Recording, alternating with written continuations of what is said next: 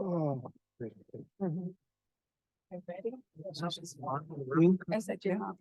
I realize I don't have to hit the mallet, but it just feels so good. Call this session to order.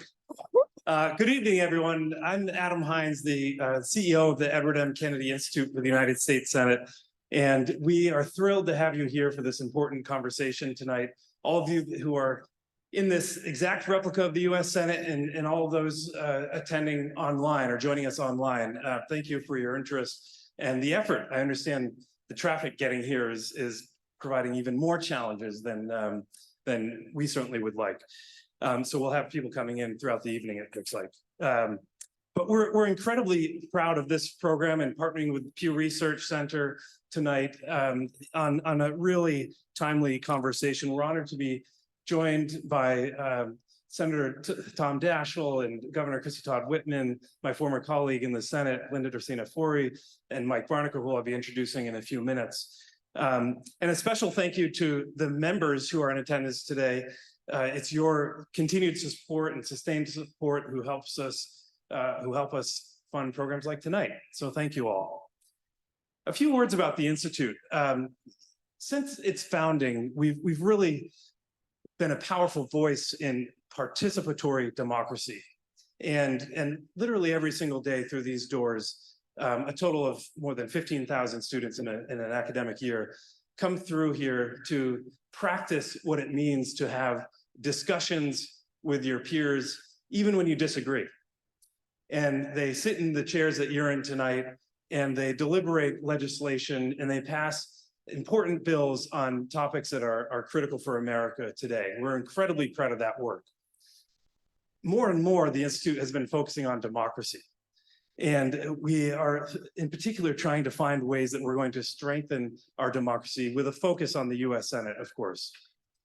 And I'll have to say that even just 2 weeks ago, we partnered with the Bipartisan Policy Center, which Leader Daschle formed, and the Orrin Hatch Foundation to bring 2 sitting senators together and to model deliberation on national television. And just that is important in itself, but then they went even further and said, look, we have to link elbows and uphold the norms of our democracy in this moment. It was a powerful moment, and you'll see more and more of that. We've taken on other events, including bringing 10 former senators together for a weekend to have intense discussions around their ideas about how we restore and enhance the functionality of the US Senate and what we're going to do about divisions in our country and how that impacts the functioning of our government. And so, you know, it is with that in mind and with the mission of this institute in mind that we are really honored to be hosting this evening's conversation about the state of American democracy. And we'll start, of course, with the latest hot off the press polling results from Pew Research. And for that, I'm happy to introduce Jocelyn Kiley, who is the Associate Director of Research at the Pew Research Center, where she focuses on US public policy and opinion about politics. And she is the principal investigator in the center's work on political polarization in the American public, as well as its regular elections polling. So this is the person you want to talk to when you try to put your finger on the pulse of the American electorate. So Jocelyn, we're thrilled to have you. Thanks for joining us in this effort, and the floor is yours.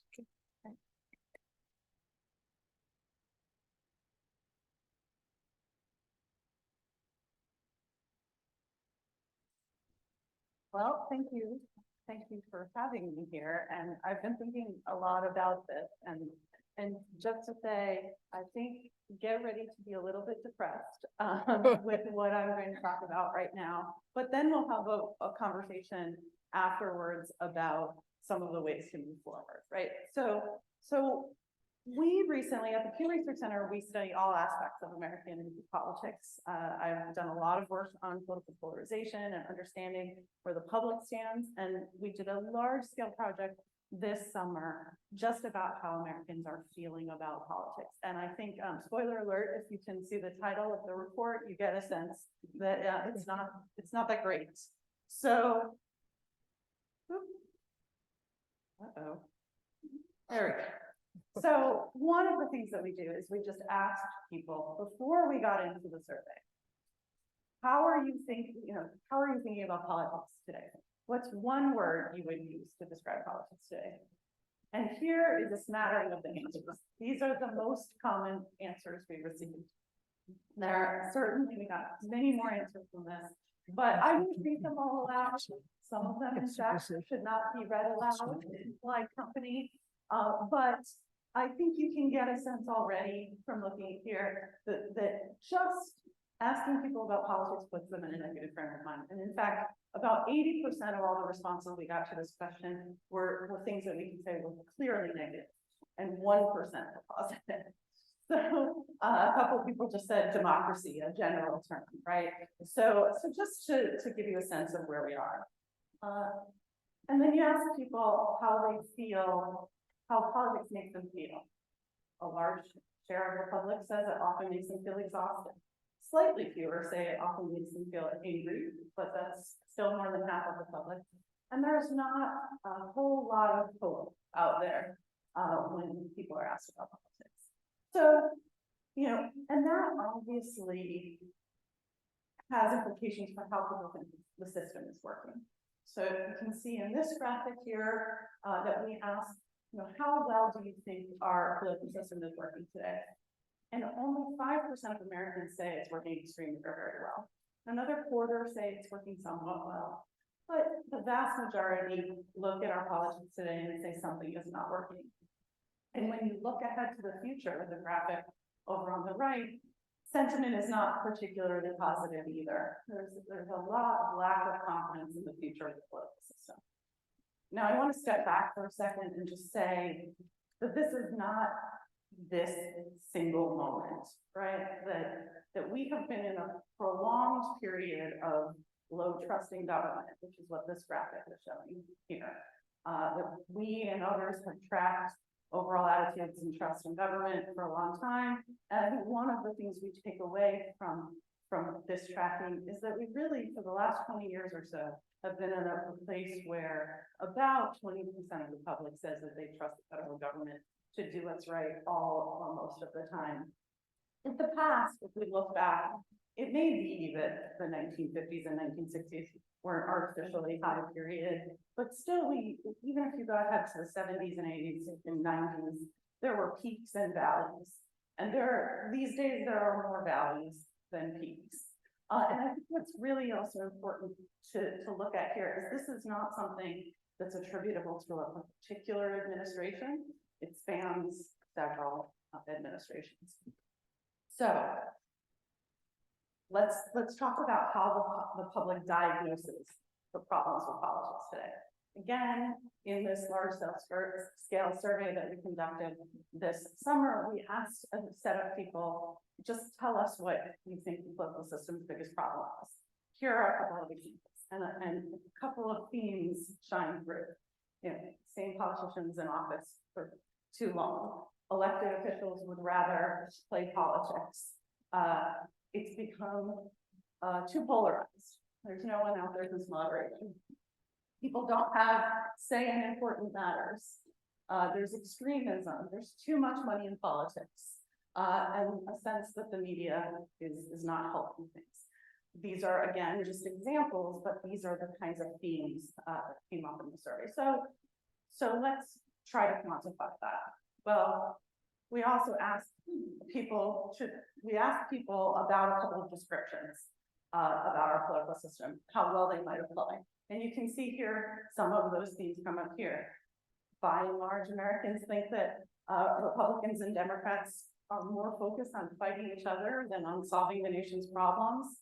There's also a large set of Americans who say special interest groups have too much power in our politics. And then this middle one, this sense that the cost of political campaigns makes it too difficult for people for good people to run for office. The list also included, we gave people the opportunity to say positive things. We didn't want to zoom in on the negative, but you can see here that really for the most part, they didn't take us up on that, right? There's not a sense that Congress should that people don't give Congress enough credit for what they accomplished. or give the federal government credit for what they accomplished. You can see at the very bottom, this question that says, political leaders face consequences if they act unethically. About 3/4 of Americans say that's a bad description of our political system today. You know, the one bright spot I think in this graphic here is that people give themselves a little bit of credit and say that ordinary Americans do care about making the system work well. And when you talk to ordinary Americans, you get that sentiment too. So it's not that people aren't interested. It's really that they just don't like the way politics works these days. So just a couple of examples here. Who has influence over members of Congress? Widespread and bipartisan.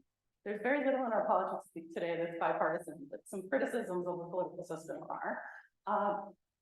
Widespread sense that people who don't need to campaign have too much influence, that lobbyists and special interest groups have too much influence, and you can see at the very top, really almost nobody says that the people in members' districts have too much influence, and in fact, the other side of the question allows people to say who has too little influence, and there's a sense that people don't think that the people in members' districts have enough. And there's criticism also about the information environment. Now, I recognize, if you're looking at this graphic, that this question allows people to sort of be idealists, right? So we say, well, there's too little coverage of political issues, the important issues facing the country, the policies local elected officials are working on, and that elected officials in Washington are working on. And look, there's far too much attention paid to disagreements between Republicans and Democrats. Now, obviously, those of you who work in journalism know that certain kinds of conversations get more attention, right? That very few people want to hear about a detailed debate about infrastructure policy, but there is something more appealing about hearing about disagreements between partisans. But still, when you ask people, they say there's too much focus on partisan disagreement. So I want to just walk into that party space for a little while, right? The two parties are what we structure a lot of our politics around for a number of reasons. And what you can see here is that both parties are, in polling parlance, underwater, right? Both parties are seen more negatively than positively by the public. And what's important, I think, to take away from this graphic is that that is not a necessary condition. That's not always been the case.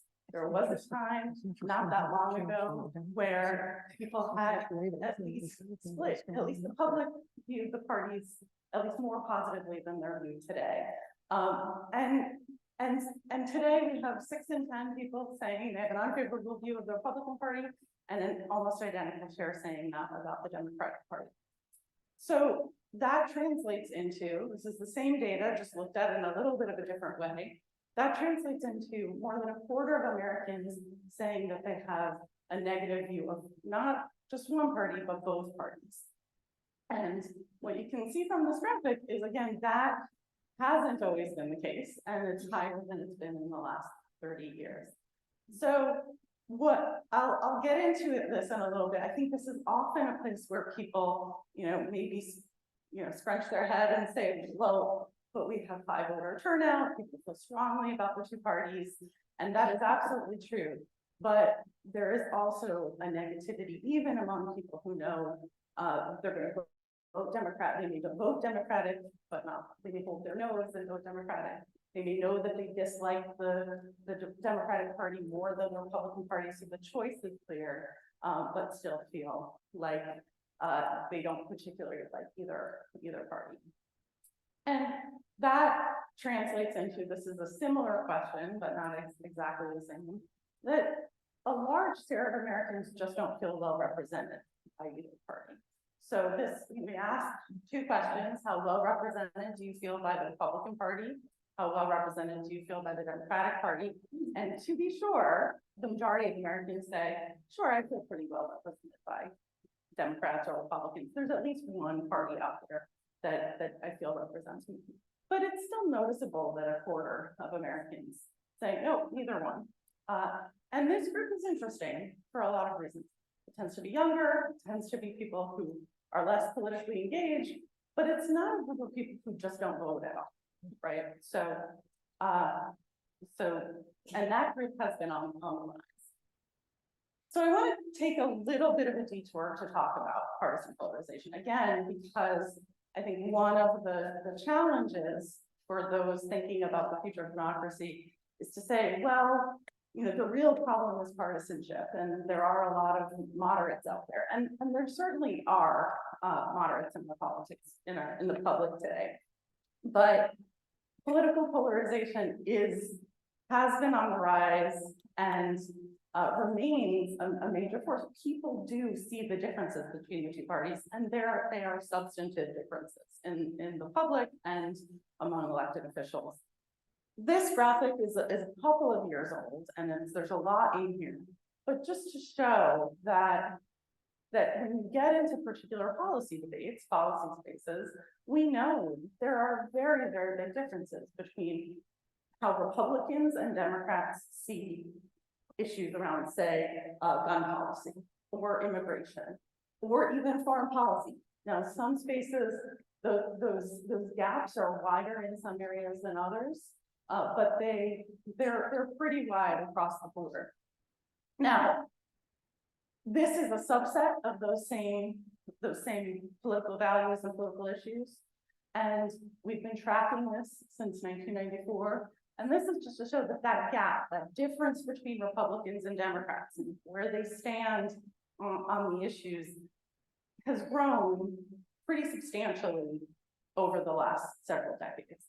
So as I say, this is a little bit of a diversion from the point, from the overall presentation talking about the state of our politics today, but we can't ignore that partisan polarization is real and matters and is back for a lot of this. And it also expresses itself in what some call affective polarization or partisan antipathy, just to say it's not a new condition that Democrats in the public don't particularly have positive views of the Republican Party and vice versa, but the intensity of the negativity has grown over the course of the last several decades. And this is one way of looking at that data. This is, again, favorability ratings for the two parties, but there are academic studies that use what's called feeling thermometers. We have a set of questions where we ask people, whether Democrats are more immoral, more moral, or about as moral as the average American. On measures like that, you also see this trend where Republicans have become more likely to categorize Democrats as immoral than they were even a few years ago, and the same thing is true for Republicans are more likely to say that about Democrats than they used to be, and Democrats are more likely to say it about Republicans. And some of this translates also into just how people feel about even the prospect of talking to people that who they disagree with, right? So this trend line isn't very long, it goes back to just 2016, but you can see that the share of Americans who say it is stressful and frustrating to talk to people who politically disagree with you has risen pretty precipitously over this period. And this is another bipartisan trend, right? We can't necessarily agree on our politics, but we can agree that we'd rather not talk to the people who disagree with us, right? So now back to the topic at hand, and maybe a little bit of, getting a little bit out of the depressing part of this discussion, though maybe not, we'll see. So how do Americans think about some of the areas and possibilities for change? Well, I was just talking a lot about partisanship, and there's a lot of discussion. Well, maybe the solution to this is a third party or multiple additional parties. Leaving aside, I think more than a few people in the room know the practical and structural constraints that would say that that's very difficult. But here, this is a way that we go about asking this question, which is pretty soft measure. I often feel I wish that there were more political parties to choose from. So you do get in the public a sense that it'd be nice if there were more choices. But what's interesting is we asked this question on this survey as well. Well, would that help solve the country's problems? And I think what you can see in this graphic is that about a quarter of people say it would make it easier to solve the country's problems. About a quarter of people say it would have no impact. About a quarter of people say it would make it harder, and a quarter of people say I have no idea. So there's certainly not the sense, at least right now in the public, that this aspiration for a third party would be the silver bullet, right? So, and again, we could spend a day talking about the reasons that it's not necessarily practical to think about a third party, in part because many of the people who are wishing for additional parties are wishing for completely different additional parties, right? Socially liberal, but economically conservative, or economically liberal, but socially conservative. Those people aren't going to vote for the same third party. So moving to other potential areas of reform. So the public there's a lot of support for term limits. This is not a new thing in polling. It is also one of those reforms that those of us who are not in the public, people who are working in the democracy space or political practitioners, don't think actually would be terribly effective, but you can understand why the public thinks this is a good idea. If you look back at some of the data I went through at the beginning of this discussion, there's a real sense that the political class is not responsive, there's a real sense that there's corruption and influence by those with money. It's not surprising that one of the reactions to that in the public is to say, well, if we just turned people over more frequently, that would help. There's also a lot of support for age limits, both in Congress and for the Supreme Court. That's a topic that's come up more recently, more frequently in the last couple of years.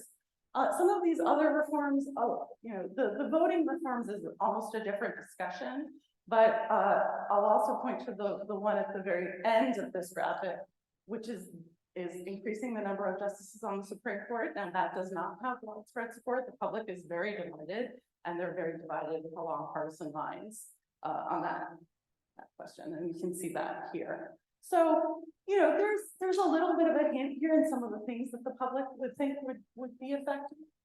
Well, what if we turn to some of the other discussions that are out there, particularly among democracy reformers? As many of you may know, there's some discussion about whether there'd be value in increasing the size of the House of Representatives. The number of representatives hasn't increased for 100 years, and as a result, people a representative represents about 750,000 people in their district.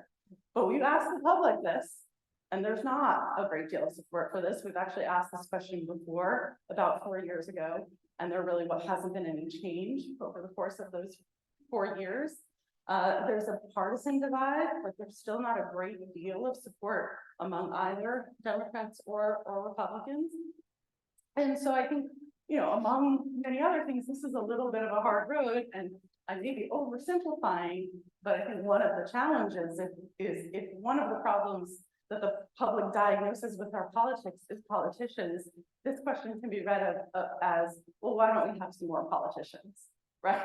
So, now there's an argument from democracy reformers about how this would be an effective strategy, but there's there's a speed bump, there's a hill for those thinking about this reform that they'd have to get over. We also asked a question of the Senate, which was apropos. And here we asked the question about allocation of Senate seats. You all know every state gets 2 senators. There's certainly the sense that maybe those in bigger states don't feel like this is quite fair, but at least in the public overall, there's very little support for revisiting the allocation of Senate seats. And there is a partisan difference here, where Republicans are very opposed to this, whereas Democrats are somewhat more divided. What's really interesting is it was my hypothesis that maybe Democrats in California and New York might have different views of this question than, say, Democrats in Rhode Island. But there's actually very little difference by, you know, the size of the state that you come from. A reform that I think is familiar probably to many of you in this room is the idea that perhaps the Electoral College might not be the best way to elect a president. And no surprise, public polling organizations first started asking public opinion about this following the 2000 election. And so we've been tracking it over the course of the last 20 years or so. And, you know, pretty much over that entire time period, there's been more public support than opposition, the idea of moving to a popular vote. Today, it's among the highest that we've measured at any point over this period, but it really hasn't fundamentally changed. Again, there are partisan differences, but what's interesting here is Democrats overwhelmingly support the idea of moving away from the Electoral College. The Republicans are pretty divided. So that's an interesting, you know, perhaps not practical reform, but it's also something that the public is engaged with thinking about. I will wrap up in a moment and let our esteemed panel talk about solutions to all the problems that I've helpfully laid out for them. But I'll end on this note, because I'm sure that there's in all of these conversations, there's often a discussion about, you know, how much of this is generational, how do we think about what the next generation, how is the next generation going to tackle these problems? And so just a little bit of a taste here on some of these last questions about some of the reform proposals. Across the board, we do see that there's more appetite for them among younger Americans, younger adults, than among older adults. Now, some of this is partisanship, right? There's some support for these, there's more support for these proposals among Democrats and Republicans. Younger people are more Democratic in their leaning, but I think importantly and interestingly, even if you just look among Republicans, you see a similar sort of age pattern, and if you just look among Democrats, the same. So this is not all partisanship.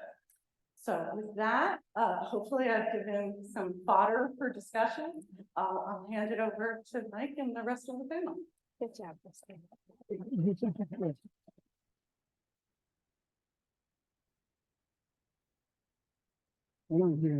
Thank you. A lot to digest, and incredibly insightful. Thanks for your hard work day in and day out to understand the American public.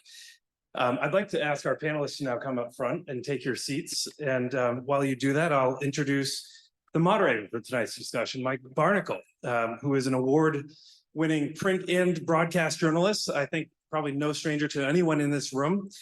He's also a social and political commentator, and he's a regular contributor on MSNBC's Morning Joe, and often comments on television and in print about the news of the day. This one blew me away. He's written more than 4,000 newspaper columns. God. Actually, it's about 7 now. Is it up to 7? Yeah. Jeez. Nobody reads them though. But nobody reads. Yeah. I sometimes pat myself on the back for writing 7,000 words, so that's great. And he contributes regularly now for the Daily Beast, the Time, and Huntington Post, Politico, Esquire, and others. It's been a busy week in American politics, so we couldn't have a more insightful group before you. Mike, over to you. Thank you. Thank you for being here, everyone. We're glad you made it. The trick leaving here, go through South Boston. Don't go out in the expressway. Again, that's just a little local traffic tip for you. Our esteemed panel is from left to right. Former Governor of New Jersey, Christine Whitman. She is universally acknowledged for establishing at the Vince Lombardi roadside rest area on the New Jersey Turnpike a Roy Rogers, where you can get a holster of fries 24 hours a day. Thank you, Governor, for that. It's great when you go down. Anytime. When you go down. To my left here is Linda Dorcena Forry, who has represented probably everybody in this room in every institution in this area. She was on the Massachusetts House of Representatives, as well as the Massachusetts Senate for several years. What parish are you from now? St. Brendan's? No, St. Gregory's, but I grew up in St. Paul's Parish in East Corner. Okay, so That's her bona fides. That's her rules.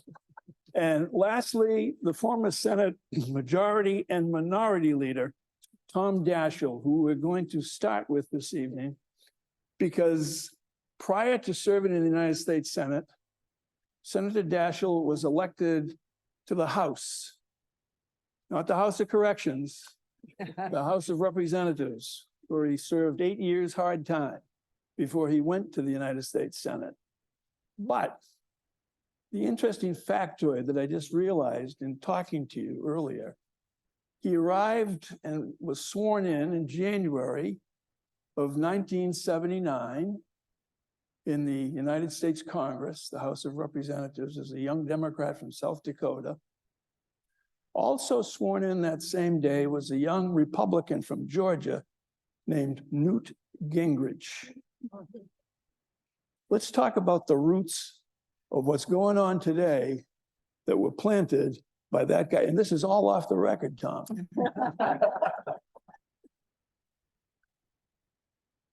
Well, Mike, where do you start? We had, there have been 22 government shutdowns so far. 3 have been extraordinarily long. The one when I was leader and Newt Gingrich was speaker happened in 95 and 96 over the holidays. And it lasted 18 days in two different segments. Mike, I know remembers this. The next one was in 2013. That lasted 13 days. And then one in 2018 lasted 35 days. But the one I'm most familiar with happened over the holidays. And it really, when the government shuts down over the holidays, it really shuts down. It was snowing outside. I have a lot of memories about those times. There was one time when the speaker and Senator Dole, we were so into the debate and they just stomped out. They were so mad that things weren't going their way. And President Clinton said, well, what should we do? And somebody suggested, well, let's watch a movie.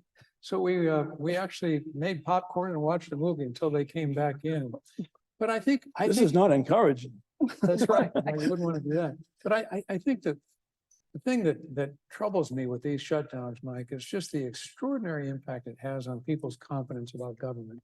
And that was so evident in the poll tonight. It just, people are worried that this level of dysfunction is affecting their lives in ways that is very palpable. And they hold the Congress, they hold the government responsible for the challenges they're facing personally. And it becomes a very significant part of their lives. When they see it on TV, they watch all this unfold. And I think that's what we've got to figure out. How do we restore the trust that we lose every time those government shutdowns occur? But within the institutions that you both served, both in the House and the Senate, and I realize I'm dating myself and you'll date yourself probably in the reply to this, but there was a time in the United States Congress, both in the House and the Senate, where the members actually knew each other's families, knew each other. I mean, it was my privilege, my honor actually, to have gotten to know Thomas P. Tip O'Neill very well, extremely well. And the only person I ever heard him say who served with him that he hated, used the word hated, was Newt Gingrich, because of what he did to the public dialogue. Well, Mike, there are two things that I think that have happened since I've been involved in politics that have really had just an extraordinarily detrimental effect. One is the airplane. And let me explain. It used to be, in the old days, when I first started in politics, you had sessions on Monday through Friday and oftentimes on the weekend. So what happens when you've got to be there for 5 or 6 days each week? You really start to get to know each other. And because you had to be there, you moved your families there. Today, over 150 members of the House of Representatives sleep on their sofas. No one moves their families to Washington anymore. So there's no socializing. And that really, I think we come on Tuesdays now, and we leave on Thursdays, and we try to govern on Wednesdays. And you can't run a country this complicated 1 day a week, and that's all it is. That's the first thing. And the second thing that Newt Gingrich really figured out well, and this is part of what Tip and I shared a birthday, December 9th. So I have the same fond feelings towards TIP as you do, Mike, but C-SPAN has been a real double-edged sword. And they may be watching tonight, and may be viewing us tonight. Everybody's watching. But you know what happens, and Newt was the one who really figured this out. He would come on the floor and give his diatribes late at night, and there wouldn't be anybody in the chamber, but C-SPAN wouldn't cover that. But now what happens, and it's not just Newt, everybody now does this. They speak to the cameras, they don't speak to each other. And so everybody plays up to social media and everything else through those cameras. And that is depersonalized and really created a different climate in just the chemistry that happens on the floor. Yeah, we had to go through an impeachment when I was leader too, the Bill Clinton impeachment. And I've never seen a more striking contrast. Trent, who is a very dear friend, Trent Lott is I worked with 3 Republican leaders, Bob Dole, Trent Lott, and Bill Frist, and they're all close personal friends today. But when Trent and I were trying to figure out how to run the impeachment in the 90s, we couldn't decide, should it be televised or not? And there was a big debate going on. So we compromised and we decided during the day we would have televised sessions. At night, it would be without any television. The contrast between the day and the night was unbelievable. I mean, people really expressed themselves and they talked to each other, and it was a total different feel. And it gave me again this confirmation that the cameras are good for transparency, and all things considered, I guess I'm glad that C-SPAN covers everything so well, but there is a price to be paid, and that is that everybody now plays to those cameras, and it has an impact. So Governor Whitman, one of the things that was posted up on the screen that Pew polled among people is how people, one word to describe what people were feeling about the government. And the thing that struck me, and I jotted it down, and I may have missed it because there were so many up there, when asked to describe with one word how government is operating, of how politics is operating. Dismal was one of them. What Dismal was one of them. I didn't see dismal, but what I did not see, and it may have been up there, but I did not see it, is sad. Mhm. You know, it's sad. It is sad. You were the first woman elected governor of New Jersey, and you were the last woman to ever have been elected governor of New Jersey. And this was in the mid-90s. So Senator Daschle talked about arriving in Washington in the late 70s and proceeding through his career. It was a lengthy career in the Senate. You were a governor in the mid-90s, which is another decade, kind of a different era. You were dealing with the New Jersey legislature, which is sort of a localized version of Goodfellas. No, come on, I'll stand up for my state. They're We'll not get gonna play Bob it. Menendez in here to Only take the care of big ones. Like it. Menendez. But what was it like for you in terms of personal dealings before this Bunsen burner effect, a rhetorical Bunsen burner in politics? What was it like for you to deal with that? Actually, I had Republican control of the House and the Senate for most of my term, both terms. But I really wished I didn't have both houses. And Why? Because you have nobody to push against. You have nobody to be that other side to give you that pushback and what you need if you're trying to really solve problems.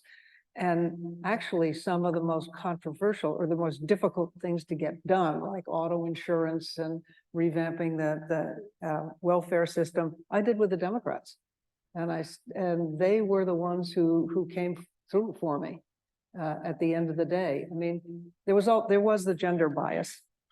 And I think it was maybe a little worse with the Republicans because I was one of them. I mean, they did refer to the front office as the estrogen palace. But I didn't call them the testosterone castle because that wouldn't have been fair. But you know, there was a lot of that kind of nitpicking sort of stuff going on. And for some reason, I was able to do more with the Democrats, with the Democrat leadership, particularly on some of the most controversial issues, but it was something you could never do today. I mean, leadership they wanted to solve problems. So you ran obviously as a Republican. You almost beat Bill Bradley Mhm. for the Senate seat, but then, you know, you won the governorship where you could hand out license plates. Yeah, right. That's school. That was important. Yeah, I know. But what do you think of your Republican Party today? Oh, it's not. I wrote a book in 2005 called It's My Party Too. I'd have to change the title today. It is definitely not my party. It's not what I grew up with. I mean, I grew up with parents who were, well, my parents were introduced to one another in the 1932 Republican National Convention. I mean, that's how far back Republican goes and the family. And my father, dad was a Republican state chairman and mom was a Republican National Committee woman. Dad's word was his bond. Everybody knew that, both sides of the aisle. He was respected on both sides of the aisle. They were all about doing what was right for the country. And that's what it was like back then. I mean, you could disagree and you'd have people who would, well, you know it, on the floor, in the Senate, the well of the Senate, the floor of the House, they would make their political speeches and then they go back out together afterwards and they'd sit down and say, okay, how do we solve this problem? And that's what was happening too. And the nice thing in a state, you have much more direct impact on your constituents. They know who you are, you know who they are, they know how to get hold of you, they hold you more responsible. It's a much more personal relationship than when you go to Washington. And so there's more pressure, I think, at least there was more pressure on both sides of the aisle to actually deliver, to make things happen. Because that's what people expected of their local elected officials, and they knew where to get them if you didn't do it. So now, Linda, we jump to the 21st century. I mean, your family came from Haiti. And you campaigned for the House of Representatives in Massachusetts along Gallivan Boulevard, Dorchester Avenue. Huge numbers of Vietnamese on Dot Ave. Very mixed population in your district. What did you hear then when you first ran that struck your ear as this is important, or this is vile, or this is threatening? What kind of language did you hear as you went door to door? I have to tell you that what I heard was people who wanted to share, you know, what they expected government to do for them. And so our whole campaign, when I ran for state rep for the 12th Suffolk District, it was parts of Dorchester, parts of Mattapan, parts of Hyde Park. And it was also a suburban district because I have 2 precincts in Milton. And so our whole conversation was, how do we create partnerships really around the 12th Suffolk and having people talk about issues that impact them. And so folks were excited, I have to say, to see me at the door. At that point, my son, I only had one child who was 15 months old, who's now here, right? He's a sophomore in college. And as a state rep, I had 3 additional children, but meeting people at their doorstep and really listening, you know, to the issues that impact them and how is it that I can help to really bring their issues to the legislature was really important. So people were thrilled. I was a young mom, right? I born and raised in Dorchester, first generation American, right? This country's built on the immigrant story, right? And we all have come from different places to make this place our home. And I was part of that. But I think for me, it's around bringing people together, those who may not think the same, right? As I represented a city suburban district, the issues around, you know, cost of prescription drugs was a big issue then, right? So the issues were facing seniors in Dorchester, Mattapan, Hyde Park, were also facing seniors in Milton, right? The issues around daycare, you know, for families, the issue around housing affordability, all of these things, you know, played a role in how I was able to present to the voters, but more importantly, to have them along the process and on the journey, which is really, really important. That journey, we all take it, and when we vote, it's maybe the last thing we do together as a nation is vote for president of the United States. So my question to both of you, we've heard local. You guys, when you're running, you can't knock on every door. Well, you can in South Dakota, actually. Absolutely. Yeah. New Jersey, a little different, but the language, again, I get back to the language of politics today, because it's beyond fractious. It's sometimes vile, it's cruel, it's threatening, it's merciless. It lacks charity, lacks compassion, and seemingly lacks an understanding of the human beings they strive to represent. So my question to both of you is, do you think it would make a significant difference going forward? It's too late to look in the rearview mirror, and that's too dangerous anyway. Going forward, if we focused more on actually teaching the real history of the United States of America in our public schools, from first grade right up through grade 12, and tell them what America is really all about. Actually, I'll let you go first. Okay, I say absolutely, without question. I mean, we are an incredible country. We have tried, and we are in the midst and continuing to develop an experiment that no other country has done, and we've done it where they have tried. We've done it better than any other country, but we're not perfect, and we've made some big mistakes. We've done some really bad things, and you are condemned to repeat history if you don't learn it. And so we need to teach it. We don't have to dwell entirely on how the bad times were bad, but we can't run away from them. They are part of our history. We ought to put that out there, because otherwise people and young people won't get an appreciation of what it took to get us to where we are today. And I'm on the board of the National World War II Museum down in New Orleans. And it's amazing when you see teachers bring their kids into the museum, and they'll say, well, I thought Germans were our allies. And I mean, the basic level of knowledge is so low. And then to expose them to the kind of leadership that young people, young men particularly, because it was primarily men on the front lines, 18, 19-year-olds who had to make a decision: do I run my landing craft up into the beach where I know I'm within the range of the guns, but that will save more of my guys when I lower the front down on the Higgins boats? I mean, it changes them when they get to see that, and we need to teach our history. We should be proud of it, because we've done overall an amazing job, but we also have to acknowledge that we made some big mistakes along the way. You know, Senator, before you answer, what Governor Whitman just said reminded me of one of the most moving experiences I've ever had, that I've ever witnessed in my life. This is a long time ago, but there was a movie producer from Boston. He was from Boston and later moved to New York, Joseph E. Levine. And he was producing a movie in Holland called A Bridge Too Far. Yeah. And it was about the Allied thrust across the Rhine in a small town called Nijmegen. And Nijmegen was the bridge too far, because the Allies, largely Americans, got stopped there, but they prevented the Germans from crossing the bridge into Nijmegen. So the last night of filming, and it was one of those epic films. Everybody was in the film. Robert Redford was in the film. Gene Hackman was in the film. There was like 1 million stars in the film. But the last night of filming, General Gavin had come to see the filming because he played a pivotal role in it. And of course, General Gavin led the 82nd Airborne, dropped into the small village of St. Mary Glees early in the morning of June 6th, 1944.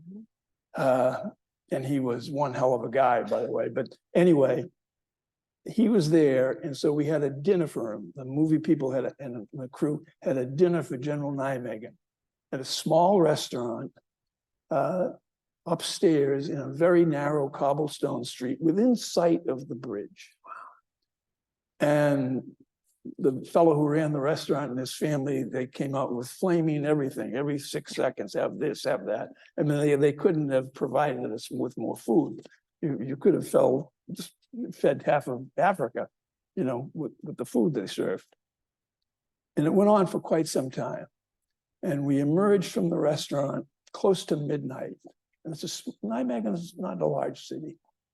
And we walked out of the restaurant, and there must have been 1,000 people standing there. And when General Gavin walked out of the restaurant, they all began to applaud. That's the United States of America's impact around the world then and maybe now. Your turn, Senator. Well, I don't know how you top those two stories, right? I couldn't agree more. You both have articulated it so well. I would just add a couple of things. One, not only, well, first of all, I would say, I wish the whole country could agree on our history, and we don't these days. And that in and of itself is a problem because of the differences of opinion on interpretation of history. And I think we all have a responsibility to tell the truth. And just as Christy said so eloquently, it's important for us to acknowledge our mistakes and how much we have learned so that we don't repeat them again. I mean, I worry a lot about what's going on right now because I think it's happened in other countries in previous times, and we can learn those lessons if we pay attention and accept the reality that history is messy. It's not all the glorified victories around wonderful things of American heroism. There were some issues that we should just acknowledge and say, we just want to build on that. Because as Christy said, we're a great country and we ought to be proud of who we are. But that greatness, I think, comes with a responsibility to accept the facts as history has dictated them. The only other thing I'd say, Mike, is I wouldn't be here tonight were it not for a couple of teachers. Those teachers, Sister Morris Crowley, I went to 9 years of Catholic school, and my first grade teacher became a lifetime mentor. She was a large Irish woman. She said she always wanted to be a temple of the Holy Spirit, and God made her a basilica instead.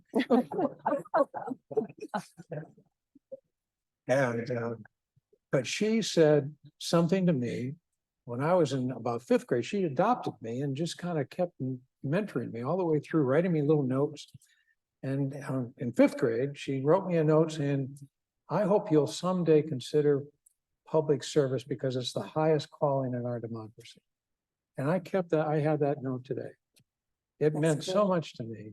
And it really, and she was able to bring the Revolutionary War in particular to life and just made it so exciting. The battles and the heroes and just the vision of what those founding fathers wanted to do. And it just caught me and grabbed me and made me think, someday, you know what, maybe I could do that. And those teachers are priceless. And I don't know if they have the same opportunity today to do what Sister Morris did to me. I'll be afraid. I hope so, because we need those future leaders, and it has to start with those teachers. Let me ask each of you about, kids in school, your children, your own children. Our children are older, yours aren't. I think this is probably kind of a universal. Someone comes up to you on the street, at a gas station, in a supermarket, starts talking to you. And inevitably, sometimes the former guy's name comes up, former president. I will not say his name. His name comes up and they'll ask a question, a vague, generalized question like, how can people vote for him? What kind of people are they who vote for him? I'll give you my answer, and then I want to hear from each of you how you deal with it. My answer is always, they're your neighbors.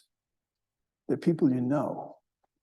They're people who live next door or down the street. They're people you play golf with.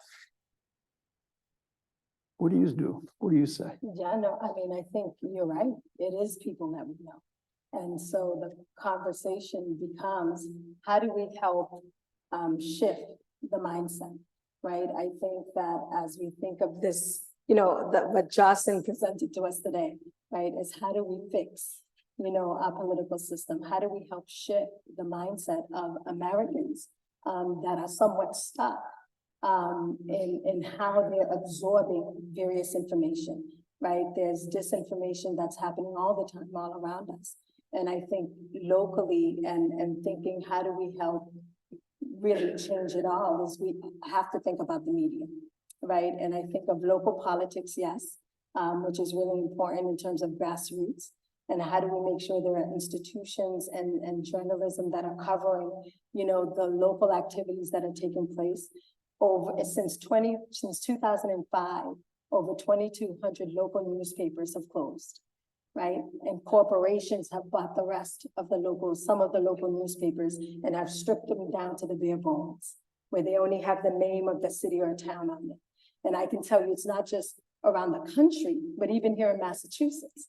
When I served in the legislature, I just ran into one of my colleagues from one of the suburban communities, a state rep, and we were talking about news. And she said, listen, like, this is unbelievable.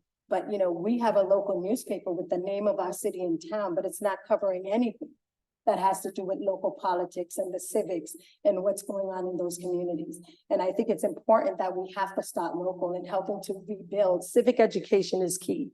Right. And this is what this institute and Adam and his leadership is working to do. But we have to really focus on the ground and getting information out and making it personal to people. You know, government is not just federal. Government is local. Government is your teacher, right? Even though it's a Catholic school, I went to Catholic school too, right? Government is public schools, right? It's your firefighter. It's the police officer. It's the EMT that's saving your life. That is government. It's the pothole that's being fixed because your tire is going to blow, right? That is government. So how do we make it real for people? No doubt there has to be more conversations on the street, right? In terms of neighbors knowing who their neighbors are. Folks don't know their neighbors today, and that's true. It's a lonely nation. Yeah. It's a lonely How do nation. we get back to that, right? And I think it's important, you know, you started with the whole conversation about what Congress was or is or used to be, right? And we're sitting in a namesake institution right now, an institute that was named for Senator Ted Kennedy, where people yearn, I think, in this room, and I think those from Boston or Massachusetts yearn for the collegial, right? And the whole idea around, you know, creating these bipartisan relationships that he enjoyed, right? But he did not give up because he enjoyed the bipartisan relationships. He didn't give up his hyper competitiveness, right? He didn't give up his commitment to his party and to his principles. No, it was the opposite. You mentioned Tip O'Neill, right? Another giant right here in our community, right? Who was the leader, the Speaker of the House, who wielded and attained power. But he understood that, you know what? I need my opponents. I need the other side with me. But it wasn't just needing them, it's understanding them. And that's where you said, how do we talk to each other? And so in those leaders, and I'm going to say leader Daschle as well, you know, these are folks who showed up to the table. You know, they showed up to the table, you know, with goodwill, with empathy, right? To meet with your colleagues across the aisle and to say, let's get together and let's solve something. But now I feel like there is no table, and the aisle isn't an aisle, it's an abyss. Right? It's an abyss, which is horrible, but that's why we're here. How do we help change it? And I have to say, Justin did a great job, because as I was reading, you know, through this document, right, and we're reviewing it in terms of the research, and I felt like I was in a skit at Saturday Night Live with like Debbie Downer, right? It was like, wah, wah. But we're here now, right, to figure out how do we do it. But I say that what we need to have people understand is that, you know, we're in it together. And here we talked about the greatest generation, you know, our veterans. You know, the Republican Party is not the same that it was, because they're against, right, everything that is important to our democracy. And I think that we have to start with that as well. We have to root it into why are we here right now?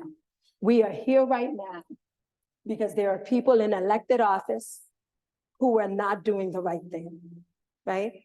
Who when one of the most disturbing and disappointing moment in the recent political history, I would say, I'm going to do a show of hands. I would say it's January 6, 2021, right? Show of hands. Very disturbing, right? Horrible, atrocious. It was outlandish. And in that moment, we felt, wow, there may be a whiff of potential, you know, reckoning, right? In terms of us coming together, right? A reconciliation, a sense of purpose and reunification, because this happened. And Leader Daschle and Leader Trott, you know, for 9/11, you all did the anniversary and came together and talked about the resiliency of America, right? But because we were thinking of those people, right, the terrorists, they were somebody else. But within our America, we have our own terrorists and they're Americans. And how do we help shift that? How do we help change the dialogue and the conversation? So that was a moment, a pivotal moment. That night, at least that night of January 6th, and maybe a couple of other days, right? Where there was this idea that, wow, we're coming together. We're gonna mend this fabric that's been torn, that's called democracy. We're gonna do these things that are important to us. And what happens? I think January 10th or 11th, people double down in their foxholes, right? The folks one by one, members of Congress, surrounded the person who allowed this insurrection, and this is the truth.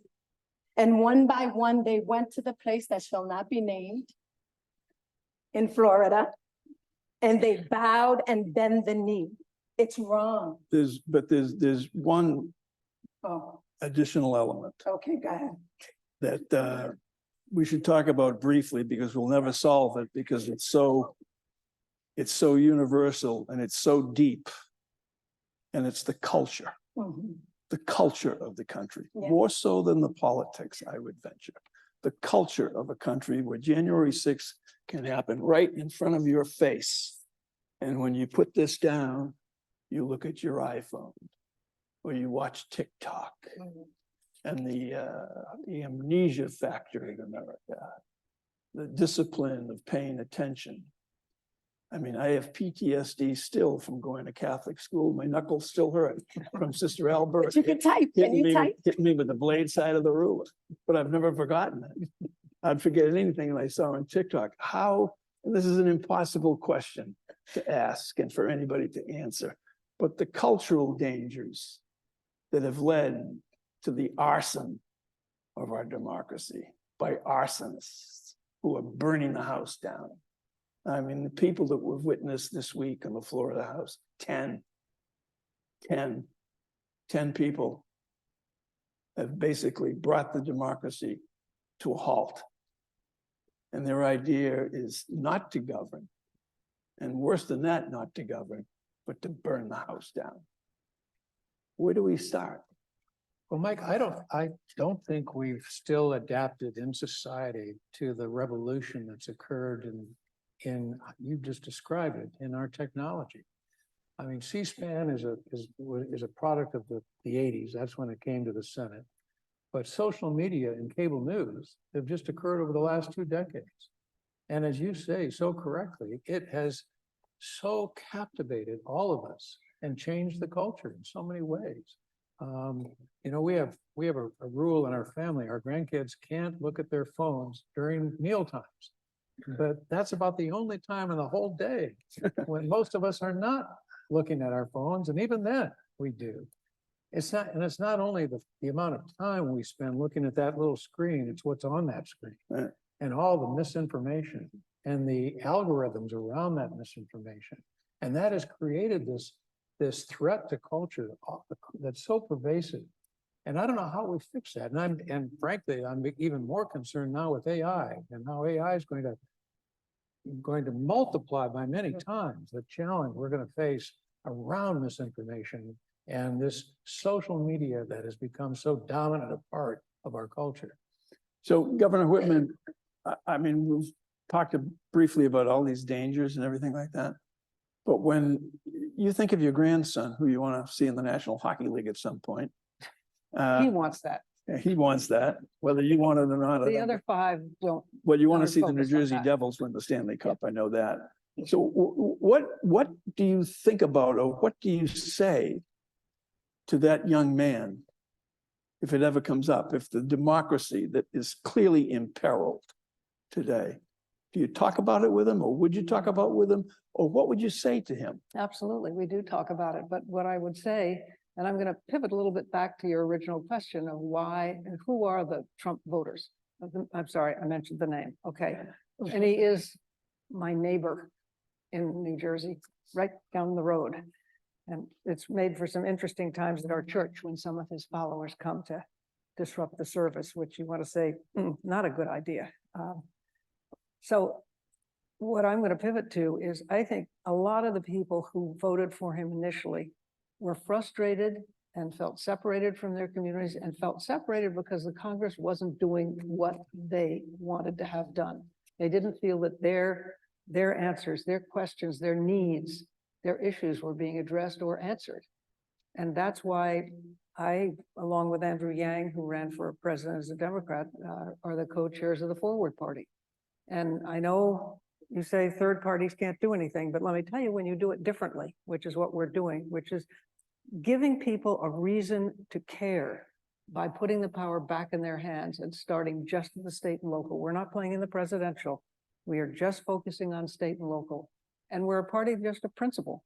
Our principles are, if you want to be a Forward Party candidate, and we are endorsing Republicans, Democrats, and Independents. We have about 40 in 12 states now who are running in this cycle, 2023. They're the ones who are going to be in offices to actually protect the vote and make sure that we hold on to our democracy as secretaries of states and states attorneys general and local attorneys general, local officers, office holders. But in order to be a forward candidate, you have to agree to uphold the Constitution, support the rule of law, be willing to work with anyone to solve the people's problems, and also to work continuously to improve our electoral system. We'd like to see open primaries, ranked choice voting, but we want to make sure that everybody has a stake in it. And when you tell people you're talking about your library commission, your school board, your local town council, your mayor, your state legislator, they can say, I get that. I know those people. I can have a role in this. If you tell them you're going to try to change Congress, they're going to say, forget it. You're nuts. You're never going to do that. And so the response has been amazing because people stop and think and say, I really like that idea. And what is left up to the states to determine what are the most important issues, and the candidates to determine what issues you want to run on, what are important to your constituents, not what some party in Washington tells you you have to do or think. After I'd run re-election in 1997, I was asked to run for the Senate, and I didn't particularly want to, but I said, I'll go down and talk to them. I walked into the Republican Senatorial Campaign Committee, and I was told in no uncertain terms, if I said one word about campaign finance reform, no money, no support from them. I mean, that's the kind of control, and it's only gotten stronger. You know what's happened now with leadership. There weren't even the leadership packs then that there are today. They're controlling the money, they're controlling what issues people can take up, how they have to address them. And what we want to do is break that hold, make it so that the parties don't have that same control that they had. And I believe that when you start giving people a real feeling that they can control their futures, that they can control their elected officials, that they really have a stake in this, that it means something. Your 500,000 elective offices across this country, and in any given year, 70% of them are uncontested. In Louisiana, in parish and statewide multi-parish elections, 93% are uncontested. No, they don't have a choice. Everyone should have a choice. And of the 70% that are uncontested, fully 5 to 10% of those are never even filled. Every office should be filled. And until we start dealing with those issues, you were saying at the very local level, we're not going to get this country back to where it needs to be, I don't believe, in getting the public to understand we're a democracy. It doesn't ask much of us, but it does ask us to be involved, and it asks us to vote. And we haven't been doing that because we haven't liked our choices, which is on us because we weren't voting in primaries. And we have to try to reverse that. Why is it, Senator Daschle, Governor Whitman just alluded to this, why is it, do you think, that so many senators, members of Congress, national political figures, some governors, maybe a lot of governors, missed the Trump thing? It was so obvious.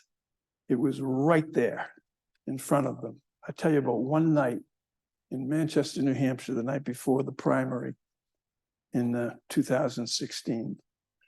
He was having a rally at the Verizon Center on Elm Street, which is the main street in Manchester, and it's also a dead end. Tells you a lot about New Hampshire.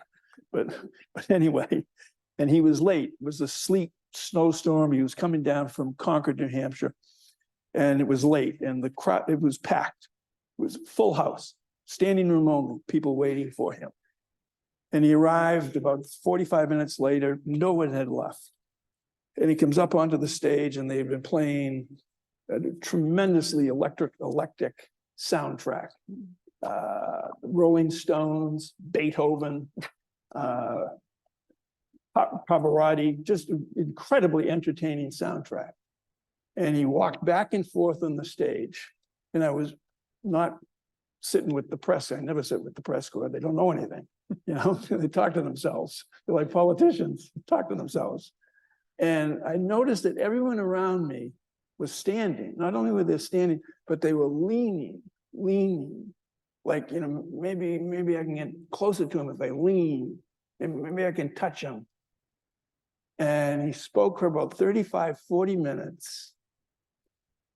And he was an absolute master, a master at articulating resentment. And the people in that hall, if you looked around, their kids weren't going to Harvard or Princeton. Their kids are in shitty schools. Maybe they, if they were of a certain age, or if they were older than of a certain age, it was their son or daughter who went to Iraq and Afghanistan. Not the media's kids, not my kids. And he captured them with that mountain of resentment that just rolled out like a hand grenade. And that was just in Manchester, New Hampshire, but it was there. And everybody missed it. Well, Mike, you captured that so well. I couldn't agree more. My daughter is a journalist, and she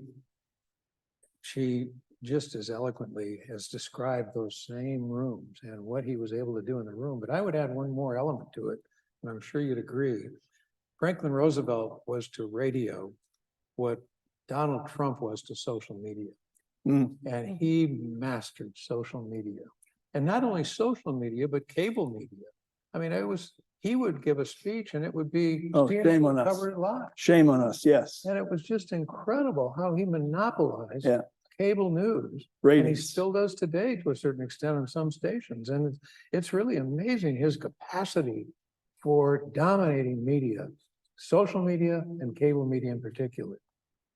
I think we're supposed to break to take questions, selected questions from the audience.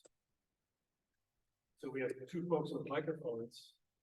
And so I suppose as you wish, Mike, raise your hand and the microphone will be brought to you and open that. There's a right here, right in front. Right here in the front. Also back there. Well, thank you. And I'm honored to be a participant, a live participant with this very distinguished panel. About 25 years ago, I was a resident of New Jersey and was a very proud younger woman to receive you as our first female governor at the time. Currently, I'm a Dorchester Roxbury resident, and so I'm happy to be represented by you, Representative Kylie, I'm sorry, Lumi. And with Mike Barnicle, I think I saw you on Morning Joe this morning. And I really enjoy your commentary. I think I have a bipartisan question, especially for Senator Daschle. My question is, do you think that the Democratic Party should own their contribution to the removal of former Speaker of the House, McCarthy, 2 days ago? Was that a bipartisan move? Was it a good move? And what's the end game? Thank you.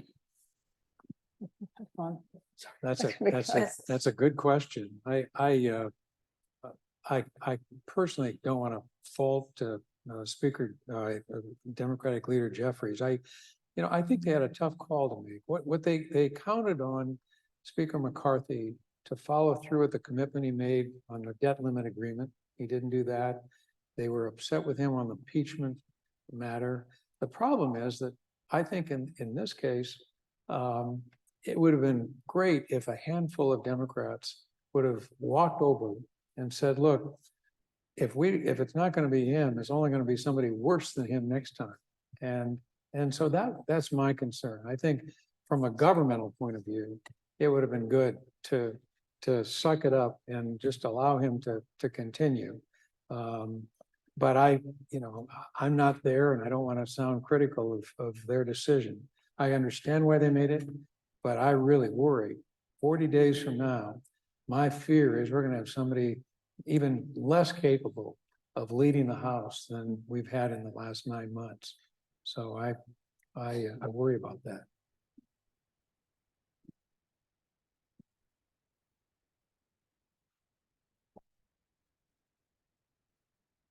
Thank you.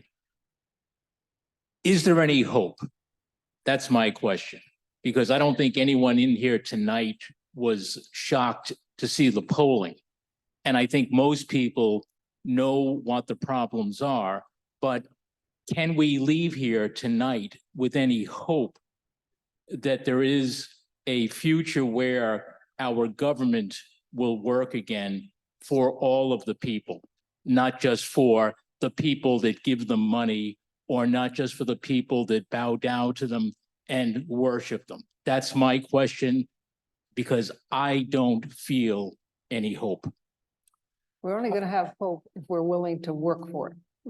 No one else is going to give it to us. It's not going to happen any other way. And we can't spend our time complaining about how bad it is if we're not willing to get more involved than we have been. And whether you do that at the local level, the state level, the federal level, whether it's making sure you know your candidates and voting, whether it's letting those who are in office know what you like what they're doing and don't like about what they're doing, but it's on us. I mean, it's not going to happen any other way. It's not going to be easy. It's not going to be fast, but it is basic democracy. And it shouldn't be a myopic hope. We ought to just say, well, yeah, it's all going to turn out. But I would recommend there's Karl Rove, and I probably disagree on most things, but he wrote a piece in the Wall Street Journal about a month ago that talked about all of the times in history when we just about lost it. And we were able to come back because we worked at it. Mm-hmm. And I would recommend give Karl I don't know, Mike, if you ever saw that piece. Yeah. But I think we've got to work at it. We can't just hope that it gets better. We have to really work at it. Democracy is very fragile, but it's very resilient. And it's only going to stay resilient if one of two things happen. Sometimes, as they're doing in Ukraine right now, they're having to fight for it. But if you don't have to fight for it, and we aren't fighting for it right now, there's no threat in that physical context, but we've got to work at it. That's the only alternative. And it's everybody's responsibility to work at it. And then that hope surfaces. Thanks for the hope. Over there.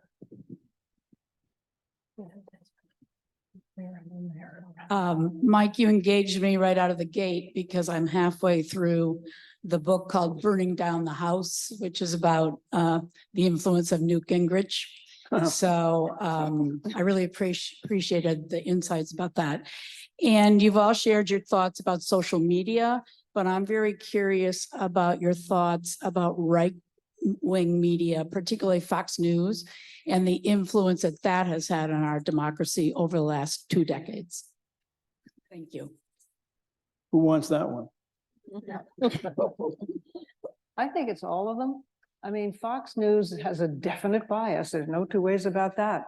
But you got to look at, I'd say to people when they watch Fox News, fine, well then go look at CBS or NBC or look at MSNBC, which is what I do a lot of. BBC, I happen to love the BBC because they don't have an oar in it.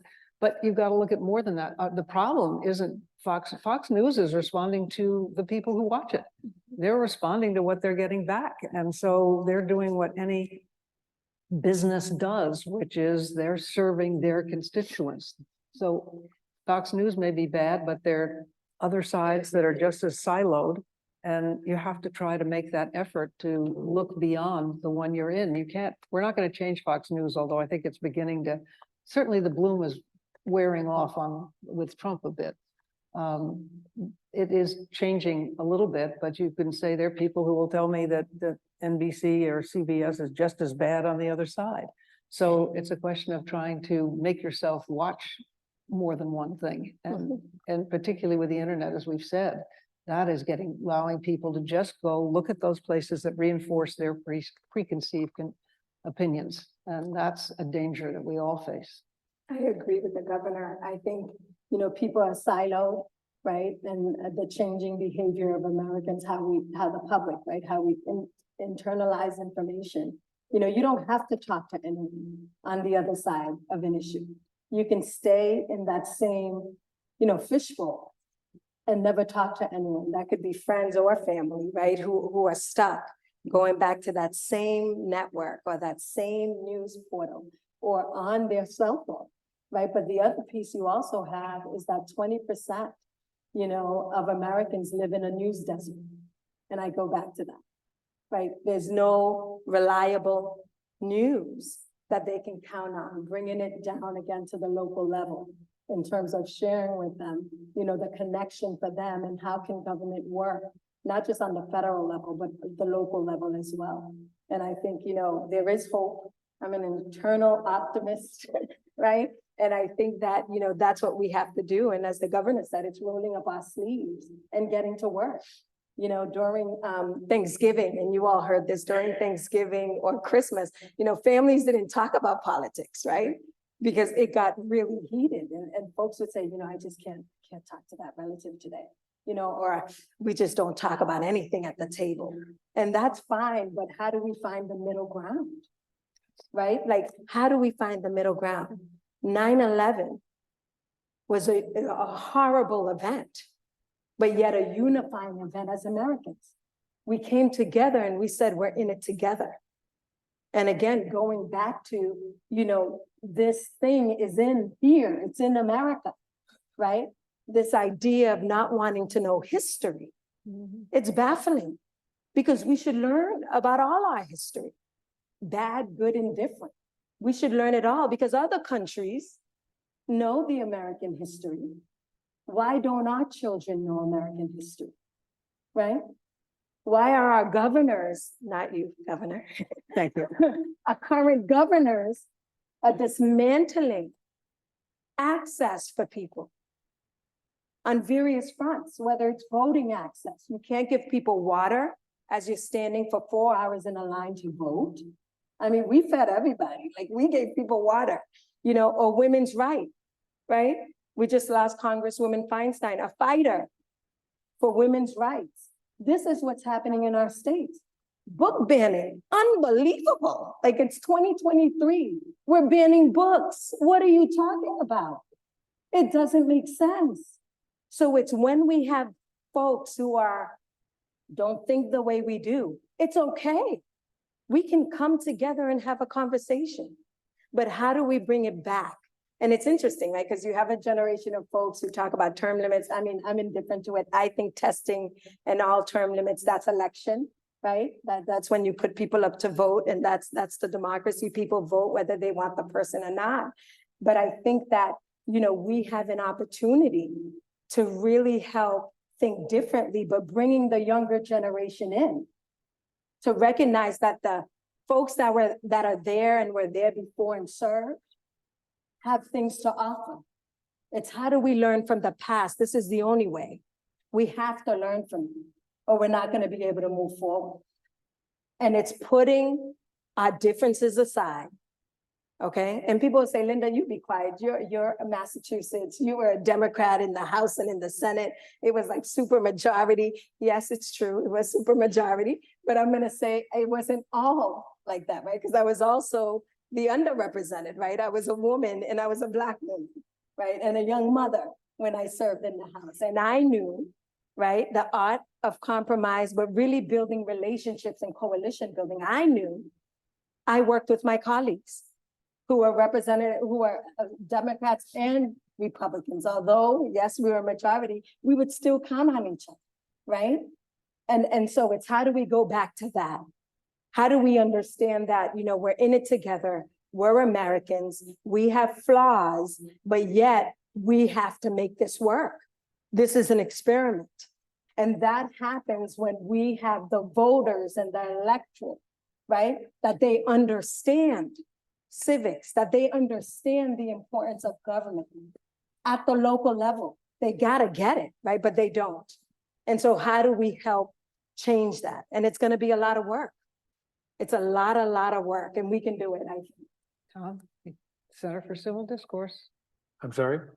Center for Civil Discourse. See, That's our yes, start, Center for Civil Discourse. I mean, talk about it because you started it. You and- started it, you did. We have Christy and I are the co-chairs of the Center for Civil Discourse. It was actually started by Sandra Day O'Connor. She was the founder of this, and the whole idea is to bring people together. And we have over 60,000 people across the country now that have been involved in, and we pick an issue a year. This year, it's Christie's issue. It's trying to improve the way we elect our leaders. But we've been involved in a number of key issues. It was one year, it was drug transparency and dealing with the price of drugs. And, we've had, just really an enormous opportunity to engage with our members of Congress. We're involved in just about every district now in the country.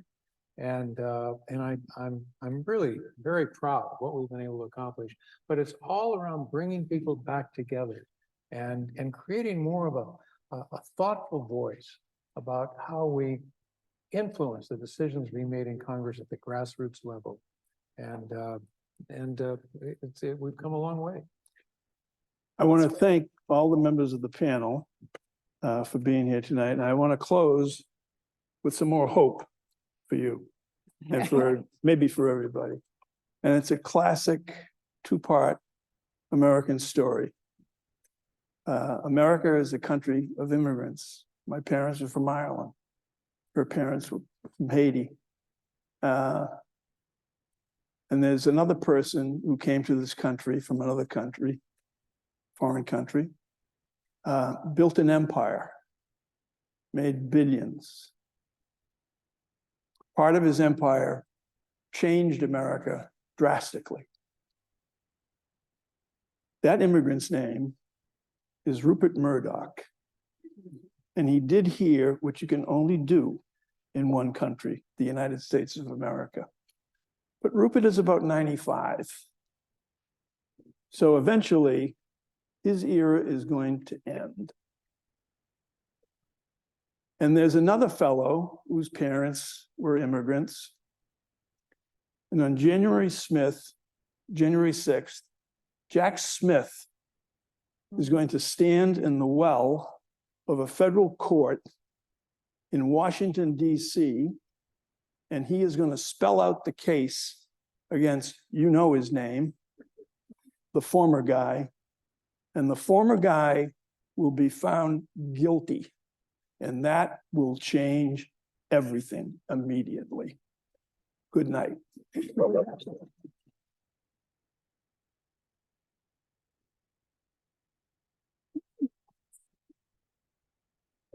Thank you so much to the panelists for the presentation as well. One quick note. I really want to thank three people in particular who contributed to making this such an informative conversation, and they have an outsized impact on the direction of the Institute. That's Darshan Gu, Christina Irving, and Maura Callahan all had a great role tonight, so thank you.